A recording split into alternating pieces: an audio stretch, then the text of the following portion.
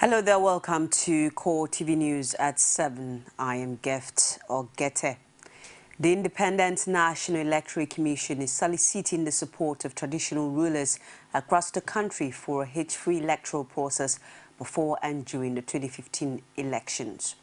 To this end, the INEC leadership on Monday held an inaugural summit with the traditional rulers in Abuja. No fewer than 30 of them attended the forum where INEC chairman Atahiru Jaga explained how the commission has been exploring all available opportunities to prevent violence next year. We will spare no effort to ensure that, God willing, as far as INEC is concerned, we are operationally prepared to deliver a better election in 2015 than we have had in 2011.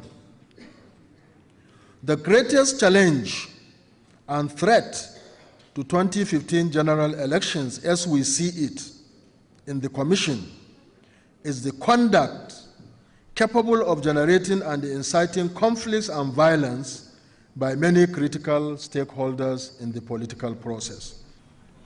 So our role as traditional rulers in this exercise is to, first of all, pray very hard, to pray Almighty God to give us the wisdom, strength to support and assist INEC in this exercise. Our second role is to advise the INEC on certain basic things that INEC need to do, which the chairman just enumerated during his keynote address. We listen very attentively and we appreciate the preparation so far done by the organization.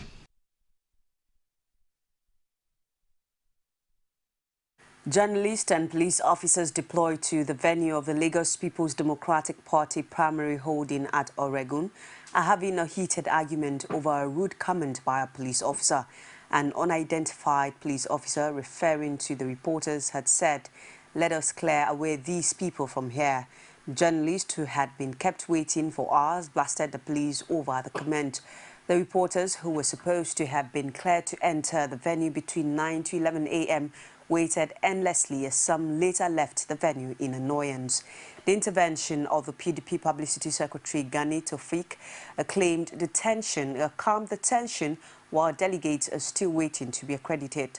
A train of patrol vehicles parked by the roadside caused a mild gridlock at the Oregon Road as party supporters besieged the area. We are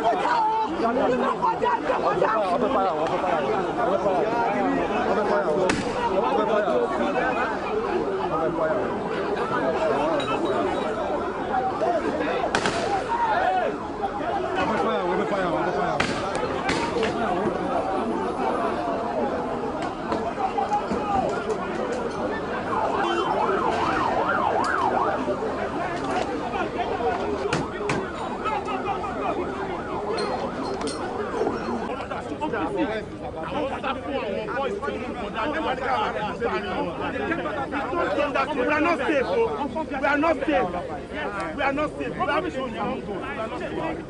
We are not safe. We are not. Former Senate leader Teslim Folari has emerged as the governorship candidate of the People's Democratic Party in Oyo State. The former Senate leader rode 167 votes to beat other contestants to the ticket at the primaries held at the Liberty Stadium, Ikuado, Ibadan. Our correspondent Motailo reports that some of the aspirants for the ticket, like former Oyo State Governor Adebayo Alo-Akala and Seyi Makinde's name, was missing from the aspirant list. We will bring you more details on the story later.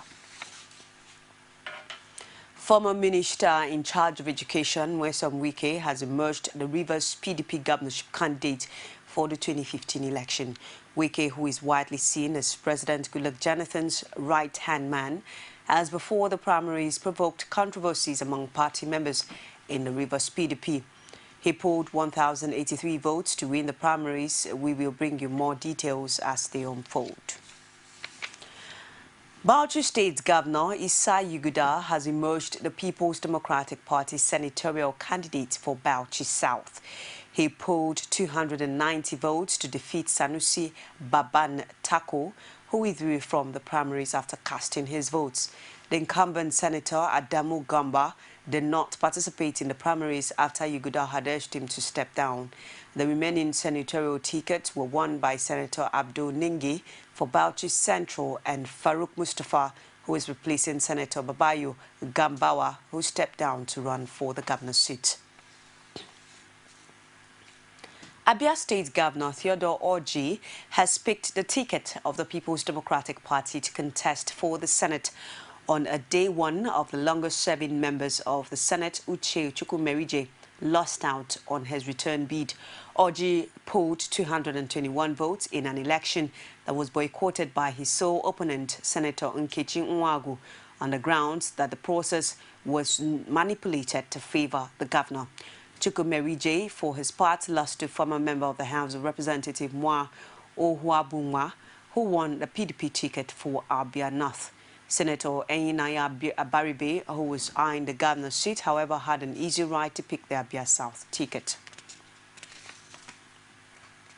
Oyo State Chairman of the All Progressives Congress, Akin Okiowo, has urged successful candidates at the primary stage to continue to work harder ahead of the 2015 general elections. The party chairman, who was at the Ibadan North Local Government Secretariat to observe the primaries of the House of Representatives, also commended party members for a good and peaceful conduct of the primary elections. Motayo Alo, who monitored the APC House of Reps primaries in Ibadan, filed in this report. It was again time for delegates of the All Progressives Congress to decide who their representative would be at the federal constituency through an internal democratic process. The primary elections, which started late in all the local government, was conducted peacefully. For Ibadan North and Ibadan North Southwest, the incumbent representatives once again emerged the party's candidate for the 2015 elections. I have to work very hard. I need to even work harder now that I've gotten the ticket. I'm now the only one to go around proclaiming the programs of the party in my constituency. I've taken this task to be a very serious one. And God helping me, I'm sure I will be victorious. We have been improving on what we call the true democracy in Nigeria. I think it's part of the process in going to general election. And I think we've tried, and you can see that things are actually improving in Nigeria when it comes to primary elections in Nigeria. For aspirants who lost, politics is not a do-or-die affair. They expressed willingness to stay faithful to the party regardless of the result of the primaries. You either win or you lose. So there's nothing I won't do anything. To me, you don't need to kill yourself over nothing. This life is too short for you to start doing all that. It's not the end of the world, but one of us have to emerge. And I believe after the election, we are all going to come together as brothers, as united, to fight the enemy that we don't. Advising successful candidates at the primaries, the Oyo APC chairman urges candidates not to relent as the real contest lies ahead of them at the 2015 polls. The battle has just started. If you win primary, that does not mean you have won. So whoever emerges as candidate have a lot to do, particularly where we have so many aspirants. We need ourselves for the challenges ahead. And what are the challenges in Oyo State? Accord, PDP, and Labour.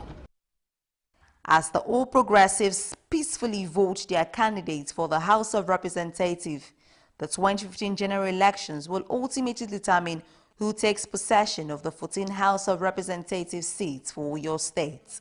Omotayo Alo, CoreTV News, Ibadan. A pro-Buhari group has advised delegates to the presidential primary of the All Progressives Congress to shun any aspirants who attempt to induce them financially. This, according to Buhari Youth Congress for Change, is because the act is capable of affecting the chances of the party in the 2015 presidential election.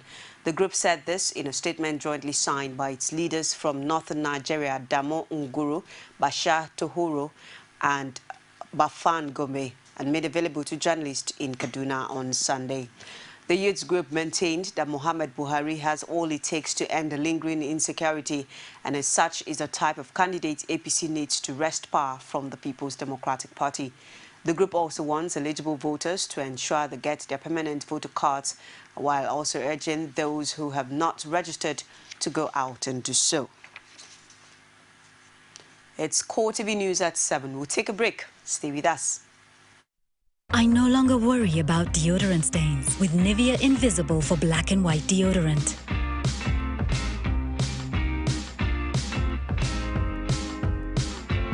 No white marks on black and no yellow stains on white. My black stays black and white stays white longer. And I stay 48 hours protected. New Invisible for black and white deodorant from Nivea. Also available, Nivea Men Invisible for black and white deodorant from Nivea Men. Welcome back. It's CoreTV News at 7. Do not forget you can reach us on our social media platforms on Facebook, facebook.com/CoreTV News, on Twitter at CoreTV News NG, and on YouTube it's youtube.com/CoreTV News. The federal government has released the weapon-laden plane detained at the Aminu Kano International Airport. The plane detained since Saturday has raised eyebrows over its ownership until Russia finally admitted late claims to it.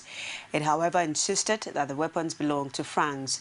The plane was reportedly chartered by France to airlift the weapons, which include 2 helicopters for its peacekeeping contingent in Chad. The cargo plane was said to have landed in Kano after developing a technical fault.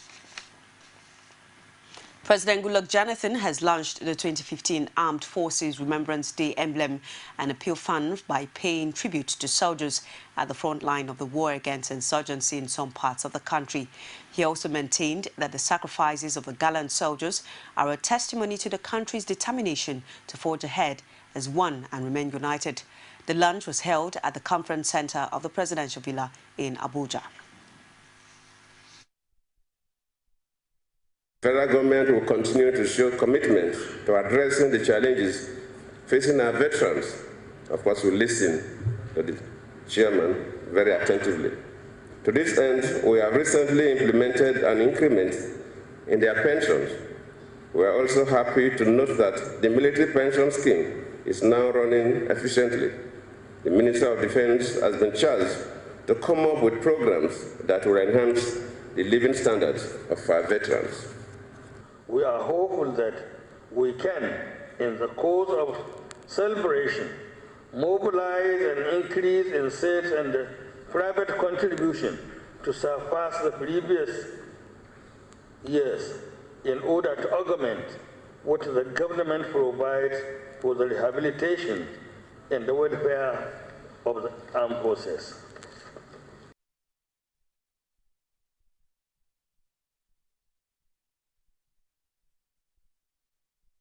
The national chairman of the Nigerian Legion, Mika Gaya, on Monday lamented that his organization has so far lost over 100 members to the insurgency currently being witnessed in the northeast.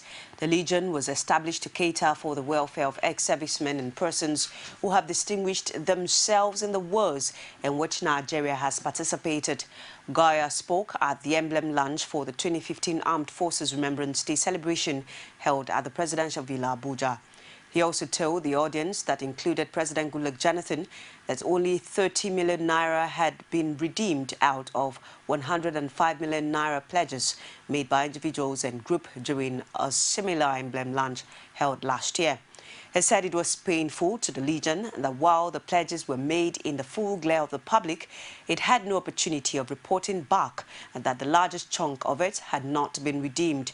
He said the appeal was necessary so that he would not be wrongly accused of embezzling the group's money. While saying that the group is not funded by government, The chairman said it was through the emblem lunch that the organization gets funds to cover its activities. He recalled that when the group organized the Legion Humanitarian Day on November 27th, it empowered widows and gave bursary to the children of some fallen heroes. ECOWAS Chief of Defense Staff are to hold an extraordinary session in Accra, Ghana to brainstorm on how to strengthen regional response against Ebola outbreak in the West African sub-region. The meeting is at the instance of regional leaders who at their extraordinary summit on Ebola in the Ghanaian capital on November 6th urged member states to contribute military personnel and logistics to support medical staff on the field, participate in the construction of additional treatment centers, as well as ensure security. The defense chiefs are also to discuss a range of contributions, including pledges by member states and deployment of military personnel to Guinea, Liberia and Sierra Leone. The meeting comes on the heels of the deployment of the first batch of ECOWAS volunteer health workers to the three countries after training in Accra. It's CoreTV News at 7. We'll take another break. Stay with us. You can now watch CoreTV News live from anywhere in the world on our website, www.coretvnews.com. Click on Live TV on our website and watch us live. And welcome to CoreTV Primetime Days. To follow us on Twitter, click on Twitter icon on our website. On Facebook, click on the Facebook and YouTube to see all our previous news production. You can also watch us live on YouTube. Click CoreTV, leave a space, then News. CoreTV News, a 24-hour news station. Welcome back. Good to have you. Stay tuned. It's CoreTV News at 7. Millions of people in the Philippine capital hunkered down Monday as a march or storm plunged towards the mega city after killing at least 2 people and destroying thousands of homes on remote islands. In Metro Manila, a sprawling coastal megapolis of 12 million people that regularly endures deadly flooding, well-drilled evacuation efforts went into full swing as forecasters warned of a heavy rain from dusk, says Joseph Estrada, mayor of Manila. Thousands of people, mostly the city's poorest residents who live in shanty homes along the coast and riverbanks, are crammed into schools and other government evacuation centers across the mega city. Schools were also suspended, the stock market was closed, and many office and government workers were told to stay at home, and dozens of commercial flights were cancelled. The preparations are part of a massive effort led by President Benigno to ensure minimum deaths after 7,350 people died when Super Typhoon Haiyan devastated large parts of the central Philippines in November last year. A South African court has thrown out the murder case against British businessman Shireen Diwani for allegedly murdering his wife during their honeymoon. The judge, Janet Travesso, says the evidence presented by the prosecution fell far beyond the threshold of what a reasonable court could convict on, and that the evidence of the main prosecution witness is riddled with contradictions. While announcing her ruling, the judge says the only reason not to grant the application would be in the hope that Diwani would implicate himself if he gave evidence, but ordered that to do so would amount to a manifest misdirection. Shireen Diwani from Bristol was extradited to South Africa early this year to face trial accused of planning the murder of his wife in November 2010 and listened attentively as key evidence was criticized by the judge for over 3 hours. Diwani, 34, later went straight down to the cells to prepare for his release. Following the decision, as his family embraced him and he left the court without making any comment. The wife and his family, in their reaction to the judgment, however, say that the justice system has failed them, having waited for 4 years for justice, but confirmed that they will be going through the case with their lawyers to see if they can file a lawsuit in the UK. That's CoreTV News at 7. Thank you so much for watching. Join us at 9:45 for Primetime News. In the meantime, enjoy the rest of our programs. I am Getting. Good evening.